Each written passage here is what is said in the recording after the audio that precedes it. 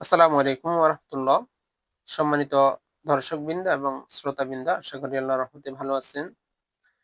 তো আজকে আমরা ফি তদবির শিক্ষণ ২য় ক্লাসে আলোচনা করব হেসারের আমেল এবং রোজাতের চিকিৎসা নিয়ে। হেসার মানে হলো নিজের শরীরকে কিভাবে হেসার করবেন, নিজের শরীরকে কিভাবে বন্ধ করবেন এবং রোজাতের চিকিৎসা কিভাবে করবেন, এই দুটা বিষয় নিয়ে আলোচনা করব। তো হেসারের আমেল হয়ে গেলে কি কি ফায়দা অর্জন হবে এটা আমি একটু পরে আলোচনা করব। আগে হেসারের আমেল হওয়ার নিয়মটা বলবো। হেসার হেসারের আমলটা আপনি যেকোনো দিন থেকে শুরু করতে পারবেন। চাইলে আজকে থেকে শুরু করতে পারেন। আপনি সকাল বেলায় ১ গ্লাস পানি নিয়ে বসবেন, বসে ৭ বার আয়াতুল কুরসি পড়বেন এবং প্রতিবার আয়াতুল কুরসি পড়ার শেষে পানিতে ফু দিবেন, তারপরে পানিগুলো খেয়ে নিবেন। এভাবে সন্ধ্যায়ও ৭ বার পড়বেন, ৭ বার পানিতে ফু দিয়ে পানিগুলো খেয়ে নিবেন। এভাবে আপনি আমলটা ১ বছর করবেন। তাহলে ইনশাআল্লাহ আপনার হেসারটা অনেক শক্তিশালী হয়ে যাবে এবং আপনি হেসারে আমেল হয়ে যাবেন। তবে ১ বছর করা লাগবে না। অল্প কিছুদিন করলেই আপনি হেসার আমেল হয়ে যাবেন এবং আপনার আমলটা শুরু হয়ে যাবে। হেসারটা শুরু হয়ে যাবে। তবে তারপরে ১ বছর করবেন, প্রয়োজনে আপনি সারা জীবন করবেন। কারণ আয়াতুল কুরসি পড়তে ৭ বার পড়তে কয় মিনিট লাগবে? অল্প কয়েক সেকেন্ড বা ১ মিনিট লাগবে। সর্বোচ্চ ১ মিনিট লাগবে। তো এইজন্য আপনি আমলটা নিয়ম নিজের সাথে লাজিম করে নিবেন।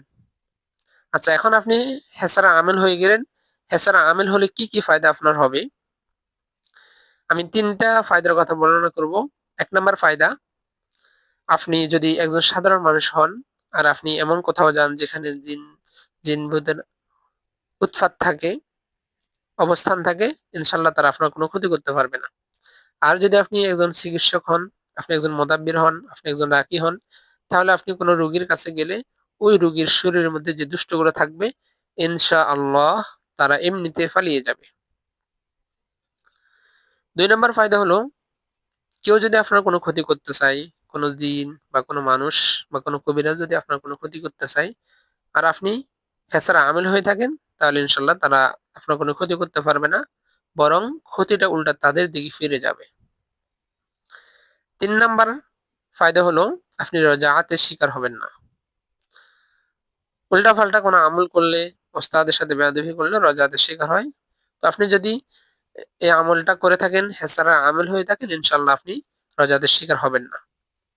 এখন আসেন রজাআতের চিকিৎসা কিভাবে করবেন।